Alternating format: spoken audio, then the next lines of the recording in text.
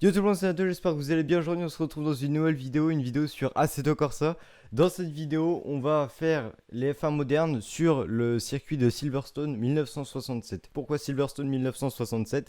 Parce que c'est un circuit qui était déjà téléchargé de base sur Assetto Corsa.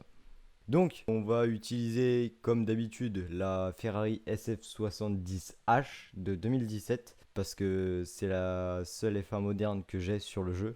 Tout simplement parce que elle était dans un DLC Ferrari. Donc dans un premier temps, on va faire une reconnaissance du circuit en mode track analyse et puis après on va se faire un petit hot lap. Déjà, regardez la pit lane. La pit lane elle est surélevée, donc là il y a une rampe en descente. Ce qui sépare la pit lane du circuit, c'est une pauvre petite barrière. Donc ouais, ça a quand même pas mal changé. Donc on arrive sur la première ligne droite de départ arrivée, qui est pas très longue. On arrive dans le premier virage où on va descendre la 4. Donc c'est un virage assez long, un virage assez rapide. Comme je vous ai dit à l'époque, il n'y avait pas forcément les virages serrés sur des circuits comme ça. Ensuite, courbe à gauche qui passe à fond.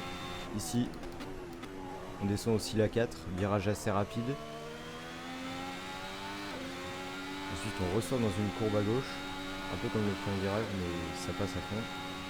Ensuite, ici, on arrive sur une grande ligne droite. Là, en vrai, cette ligne droite, là, ça pourrait être une zone de DRS. Ici, freinage. On va encore descendre la 4 pour un long virage. C'est quasi tous les mêmes, les virages. Encore une ligne droite. Et un freinage. On descend la 4. Et on ressort. Il y a encore une ligne droite. Ici, courbe à gauche qui va passer à fond. Même avec le RS en hot lap. Et on arrive sur le dernier virage.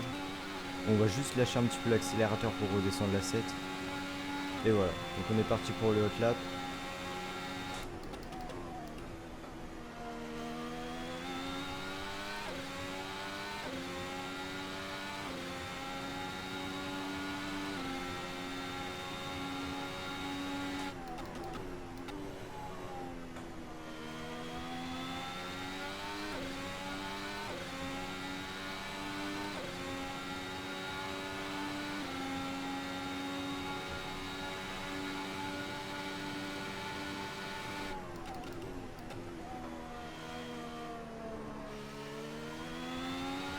Je me suis un peu loupé là.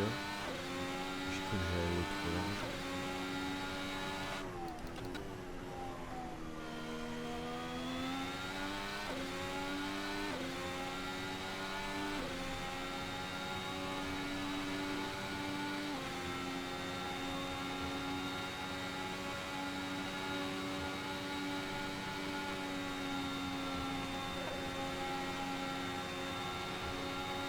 Et voilà, une 0,7.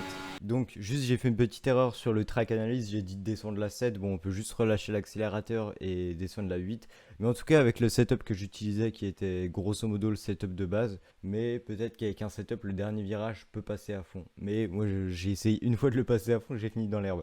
Donc voilà, le tour est en 1,07.7 et la pole position à l'époque qui a été réalisée par Jim Clark était en 1,25.3. Donc il y a quand même eu une belle amélioration. Même sans le RS, je pense que je peux être en 1.09. Sur ce les potes, j'espère que cette petite vidéo vous aura plu. Si c'est le cas, n'hésitez pas à lâcher le petit pouce bleu, à vous abonner si ce n'est pas encore fait. Moi je vous dis à la prochaine pour une nouvelle vidéo. C'était Nato. Ciao.